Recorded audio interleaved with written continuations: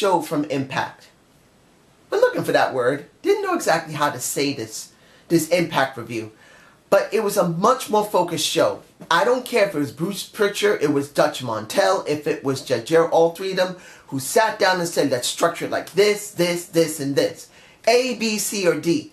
I don't care who did it, but the show felt better flowing. And it felt more organized, and I cared more about the show. Particularly that this show was heavily tag teamed. They did more tag teams in this show they've done in quite a while. Now, let's get to the Abyss getting his butt kicked a little bit by Legend when it comes to... How can I say about this when it comes to Reno Scum versus Decay? I still love Decay. They're not bad if they're just pushed correctly. But I really like Reno Scum. Oi! Oi! Oi! I'm sure I'm putting something in my face because I feel stupid. Oi! Now I'm taking it away. I do like Reno Scum. I don't know why I like them. I just do. I just like that tag team. And they won. And I don't really generally have a problem with that. They went up against the team that was doing incredibly well last year during the Great War and everything, the non-stop deletion and stuff like that. I felt TNA at that time was showing Decay in a very good light. Here, it's like they're starting over from square one. And the question is going to be, is Decay going to be rebuilt properly? The one who's the most over of Decay is Rosemary. We love us a Rosemary. Excuse me. But when it comes to the other two members of Decay, they feel like they need to be repackaged and rebuilt. Doesn't mean they have to lose their character. It's just that the character needs to be rebuilt and repackaged a little bit. That's what I feel. Like they need a better feud. They need people to work with. And Reno Scum could be it. But Reno Scum's just starting, so it makes it harder to believe in them. Now, when it comes to LAX dealing with DCC, there was no question. DCC's a joke. If LAX had faced them more than 6 months ago when they first aired, it would have been something lovely to see because the DCC was so different. Like I said, the DCC was unique. None of them talked. The Titantron talked for them. The video segments, when they were recorded, was in a synthesized voice. That was so different. They didn't show their faces. Would have made it even better if they kept it. But the DCC was off the rails. No one cared. And I didn't think LAX was going to job here. But you guys tell me below. The woman that's with them, that jawline, oh my God, she reminds me by the Great Spirit. She reminds me of China with that jawline. That jawline is sharp. And she makes me think of, pretty much makes me think of China. She doesn't even come close to her size, but that jaw, woo! Anyway, I'm glad to see that DCC is breaking up. They're dead. The minute that match was over, Kingston gets mad at Storm, Storm gets mad at Kingston, and then Bram is the one that's trying to talk reason, and they break up. When, like Pope said it clearly, when Bram is the one who's making sense, you know there's something wrong. And when it's going to come down to it, I believe they're going to have some feud between each other. James Storm is going to be going up against Bram and Kingston. It's going to happen. Because I believe Kingston and Bram are going to stay heels and Storm is turning face. It just makes the best sense. Cody Rhodes. I'm glad in one sense that this entire thing did not show the Global Force Wrestling Next Gen Championship. I felt that was so wrong. Because we weren't talking about the Global Force Wrestling as an entity. He was just carrying the title around and was only mentioned once as a title. So seeing that was not there was fine. But then Eli Drake was basically left at the wayside, a plot device. And that's, why? Why couldn't Eli Drake be in the main title scene now? He's more than developed enough that he is over. Eli Drake! He just is well developed. I just wish they would understand they got a great moneymaker in Eli Drake. And I'm still not against Tyrus, but Tyrus still needs to be repackaged. Work with the Abyss. I truly believe he should. I truly believe he should work with the Abyss. The Rebel situation. Oh my gosh. What did I just see with Rebel and ODB? Mind you, I love seeing Rebel. It's been at least a year or more since we've seen Rebel. I'm fine with that.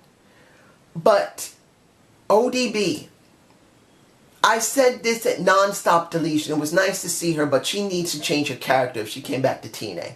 She's been the same thing for so long. I know people like the old ODB, but sometimes you need to break the mold of your original character to be something different.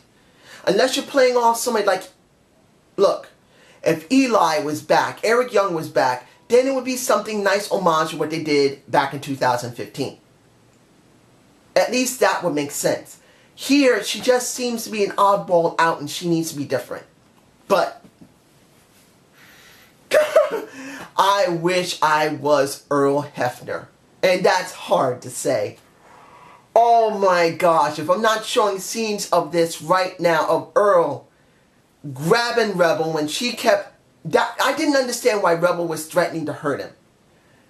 So he grabbed that hand, he kissed that ass, not her ass directly, just kissed her, and then grabs ODB's flask, drinks that, and it was probably full of, not alcohol, but gas. She grabs him, kisses him, she gets the pin, and that's ODB, and then he gets the face rub of a century. Why? Why? That was so random and ridiculous. But you know what? It was funny. And it worked. Like they say, sometimes this still needs to be funny. Wrestling isn't always funny. They always go too far with it. They make it too serious. This was funny. Even though it was freaking random and it seemed dumb, but it was still funny. I'm alright with that. Let's see. We got Mohammadi, Shira, and the Kid and Junior connection. And let me say this about Kid. No, it was about Godara Jr. I believe I'm mispronouncing his name. What he's doing with those pants is ridiculous. I don't know what to say. I'm mispronouncing Gordania. What is his name? Gordala Jr. or Gordanian. I know his relatives were in AAA. Many of them are still working for AAA or any other Mexican promotion. I'm not knocking it. I just don't watch Mexican wrestling. But whatever he was doing then, he's doing here is beyond ridiculous. I don't know if it's great, funny, or maybe he should stop and do it only once in a while when it's special. He just does it, and I don't know if that's good. Now, the champs from the, what is it, Beast, what was it? The Beast Factory champions. And that was Baba and Bakan. Along with, what is the guy's name? Abraham? Abraham? Totally unknowns to me. But they may come from Crash Wrestling. And if they're from Crash Wrestling, I'm alright with that. Keep bringing in people from the other promotions. Keep switching them out. Send some of our people over there and then film it. Like I said before, when it came to Noah Wrestling, have these guys get filmed over there. Watch some of the wrestling of Japan Noah. New Japan Noah Wrestling, I believe they call it. Or just Noah Wrestling. Keep doing that. This week, we see some guys come here to Impact Wrestling. Next week, send some of our guys over there. Send Jesse Goddard. Send Robbie E. Send DJ Z. And DJ Z had a nice segment. I may show a picture of him there. But I want to see more of these guys and more of the other promotions. Rotate each month maybe. You do another promotion. You do Crash promotion this month. Next month you do Noah. Next week you do AAA. And then I hope they do the same thing with not TNA, but Impact Wrestling. You know, Mohammadi Shira won that match. He's the guy from here. I understand why they did it. They got to. But Mohammadi sure needs work. I'm just saying. I wish that, I don't know if he's still there, Al Snow, but I feel like he still needed Al Snow to help him. That's just me. Mackenzie. I remember her name now because I think she's damn cute. If she is Canadian, she's so cute. I gotta date a Canadian girl. Any Canadian girls? Hello.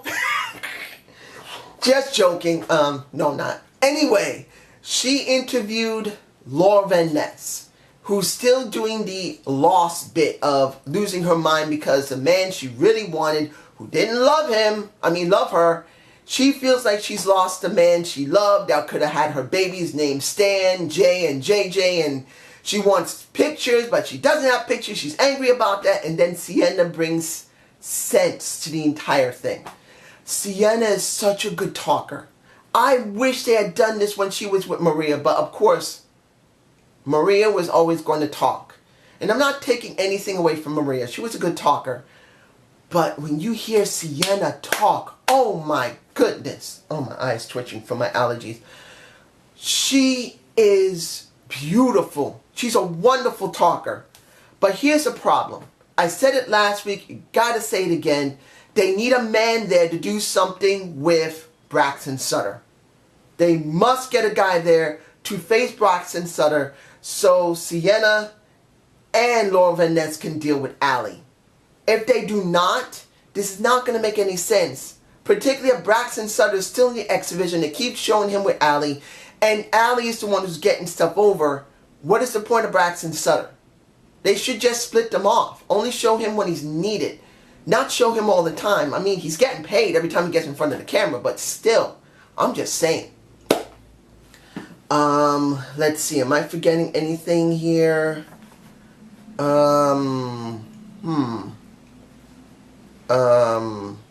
Who is that person coming April 6th? They showed some scenes of a woman going down steps. I do not know who it is. I'm not saying that it's going to be Paige. You guys already saw my thoughts on Paige. So I do not believe it's Paige. But who could it be? It's very interesting to see who it is. I don't know. Whoever is coming, hopefully it'll be someone interesting. Hopefully it'll be someone new that we've never seen. Or maybe, and I know a lot of people are going to say, not another WWE guy. We could use them. Why not?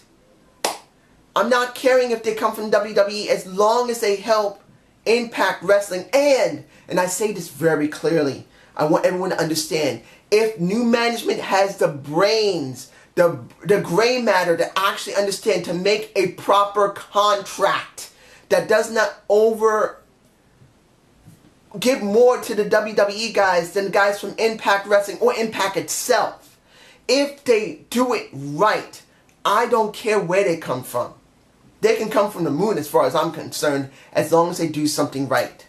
Now, finally the end of the show, which I've been waiting for.